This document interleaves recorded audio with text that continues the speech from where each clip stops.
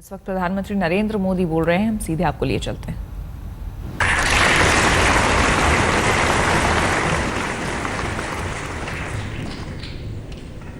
हमारे यहाँ शब्द को ब्रह्म माना गया है। शब्द के सामर्थ्य को ईश्वर की बराबरी के रूप में स्वीकार किया गया है।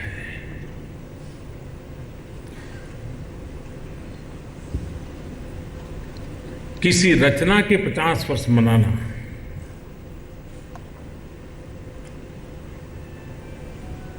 वो इसलिए नहीं मनाए जाते कि रचना को 50 साल हुए हैं।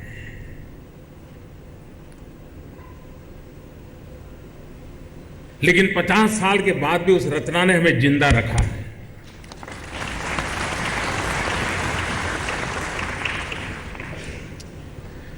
पचास साल के बाद उस रचना ने हमें प्रेरणा दी है और 50 साल के बाद भी हम आने वाले युग को उसी नजरिए से देखने के लिए मजबूर होते हैं, तब जाकर के उसका सम्मान होता है।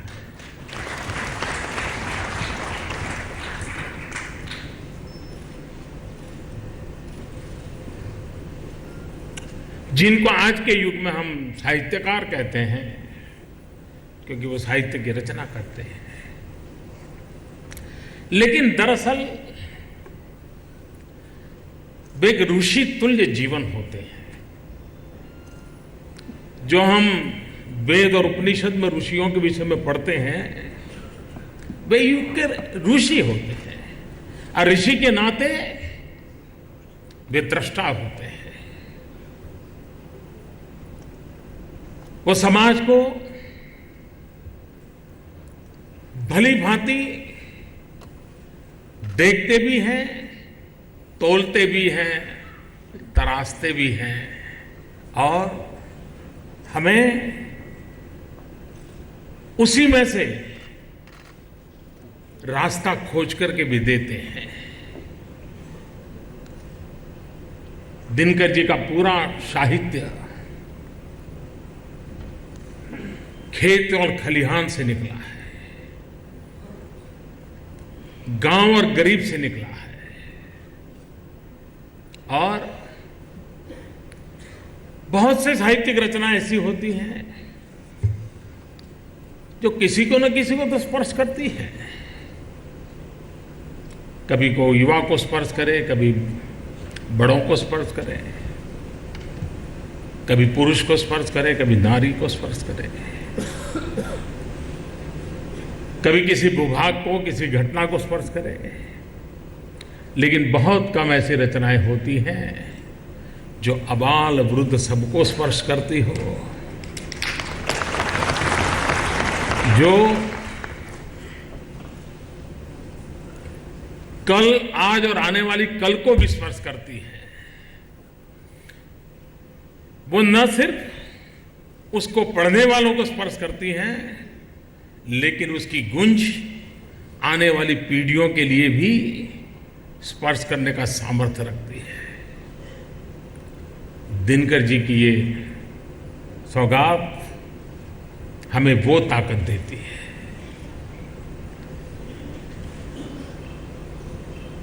जयप्रकाश नारायण जी, जिन्होंने इस देश को आंदोलित किया, उनकी उम्र को और युवा पीढ़ी के बीच में बहुत फासला था, लेकिन जयप्रकाश जी की उम्र और युवा पीढ़ी के आंदोलन की शक्ति, इसमें सेतु जोड़ने का काम दिनकर जी की कविताएं करती हैं।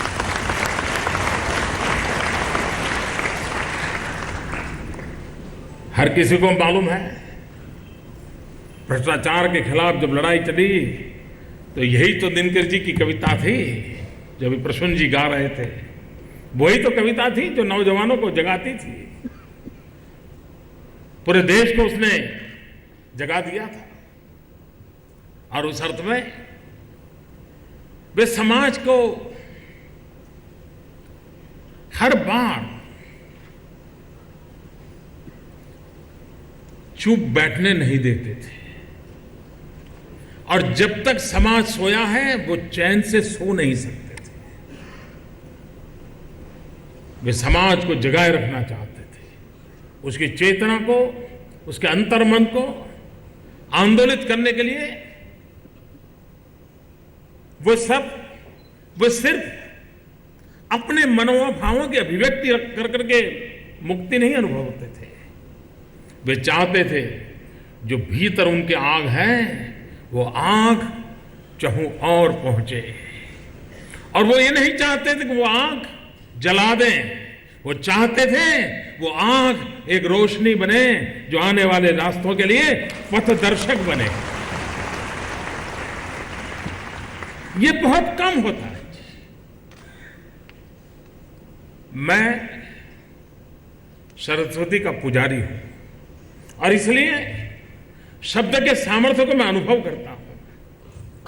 कोई शब्द किस प्रकार से जीवन को बदल देता है, उस ताकत को मैं भली भांति अनुभव सकता हूं। एक पुजारी के नाते मुझे मालूम है, एक उपासक के नाते मुझे मालूम है, और उस अर्थ में दिनकर जी ने अनमोल हमें सौगात दी है। इस सौगात को आने वाले समय में हमारी नई पीढ़ी को हम कैसे पहुंचाएं। कभी कभार हम शायद इस देश में हर एक पीढ़ी के हजारों ऐसे कवि होंगे या साहित्य प्रेमी होंगे, हजारों की तादाद में होंगे, ऐसा मैं मानता हूं, जो दिनकर जी की कविताएं मुखपाठ लगातार बोल सकते होंगे, बोलते होंगे। ये छोटी बात नहीं है। जैसे कुछ लोग रामायण, महाभारत, वेद, उपनिषद, उसकी श्लोक वगैरह जिस प्रकार से मुखपाठ बोलते हैं, वैसे दिनकर जी के शब्दों के पासे रममाण हुए हजारों लोग मिलेंगे और उनको उसी में आनंद आता है। उनको लगता है कि मैं दिनकर जी की बात पहुंचाऊं, मेरी बात लोग माने ना माने, दिनकर जी की बात दुनिया मानेगी।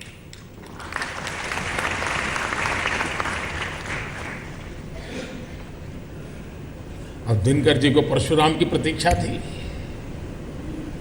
और दिनकर जी अपने तराजू से भारत के सांस्कृतिक उतार चढ़ाव को जिस प्रकार से उन्होंने शब्दबद्ध किया है, वे इसमें इतिहास भी है, उसमें सांस्कृतिक संवेदना भी है, और समय समय पर भारत ने दिखाई हुई विशालता, हर चीज को अपने में समेटने का सामर्थ्य, इसको दिनकर जी ने जिस प्रकार से अनुभव किया है, जो हर पल दिखाई देता है। और इस प्रकार से दिनकर जी के माध्यम से भारत को समझने की खिड़की हम खोल सकते हैं। अगर हम में सामर्थ्य हो तो हम द्वार भी खोल सकते हैं, लेकिन जरा भी सामर्थ्य ना हो तो खिड़की तो जरूर खोल सकते हैं। ये काम दिनकर जी हमारे बीच करके गए हैं। दिनकर जी ने हमें कुछ कहा भी है, लेकिन शायद वो बातें भूलना अच्छा लगता है, इसलिए लोग भूल जाते हैं। एक बार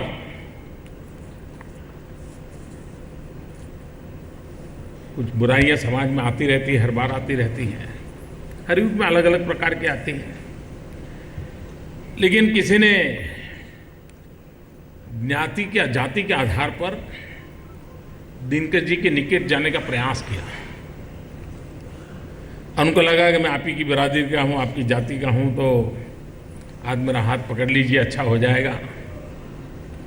और वैसा रहता है समाज में ये कोई, लेकिन ऐसी परिस्थिति में भी दिनकर जी की सोच कितनी सटीक थी, वरना उस माहौल में कोई भी फिसल सकता है। और वे तो स्वयं राज्यसभा में थे, राजनीति को पूरी तरह निकटता से देखते थे, अनुभव करते थे, लेकिन उस माहौल से अपने आप को परे रखते हुए उस व्यक्ति को उन्होंने मार्च 1961 को एक चिट्ठी लिखी थी। उस चिट्ठी में जो लिखा गया है, बिहार को सुधारने का सबसे अच्छा रास्ता यह है कि लोग जातियों को भूलकर गुणवान के आदर में एक हों।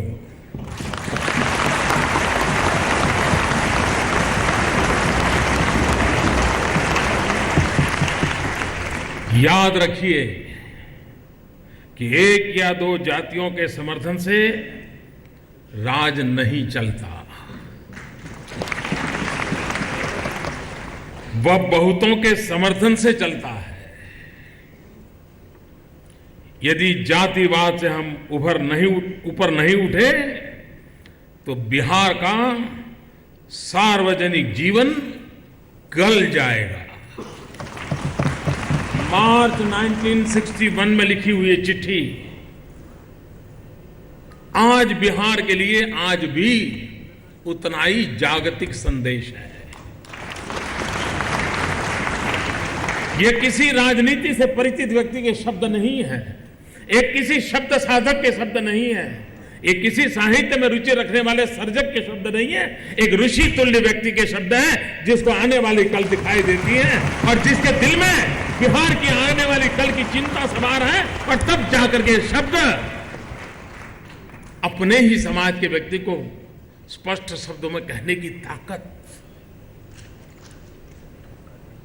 बिहार को आगे ले जाना है, बिहार को आगे बढ़ाना है। और ये बात मान के चलिए, हिंदुस्तान का पूर्वी हिस्सा अगर आगे नहीं बढ़ेगा तो ये भारत माता कभी आगे नहीं बढ़ सकती। भारत का पश्चिमी छोर, वहां कितनी ही लक्ष्मी की वर्षा क्यों न होती हो, लेकिन पूरब से सरस्वती का संदेश का मेल नहीं होता तो मेरी पूरी भारत माता उजागर नहीं होती। और इसलिए हमारा सपना है कि पूर्वी हिंदुस्तान कम से कम पश्चिम की बराबरी में तो आ जाए, कोई कारण नहीं पीछे रहे। अगर बिहार आगे बढ़ता है, बंगाल आगे बढ़ता है, असम आगे बढ़ता है, पूर्वी उत्तर प्रदेश आगे बढ़ता है, नॉर्थ ईस्ट आगे बढ़ता है, सारी दुनिया देखती रह जाएगी हिंदुस्तान की तरह आगे बढ़ जाएगी। दिनकर जी का भी सपना था बिहार आगे बढ़े, बिहार तेजस्वी ओजस्वी, ये बिहार संपन्न भी हो, बिहार को तेज और ओज उछे किसी से किराए पर लेने की जरूरत नहीं, उसके पास है।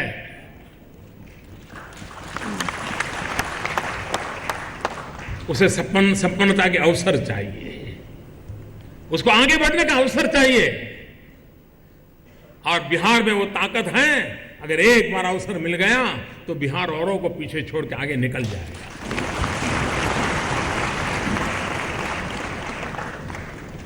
हम दिनकर जी के इन सपनों को पूरा करने के लिए प्रतिबद्ध हैं।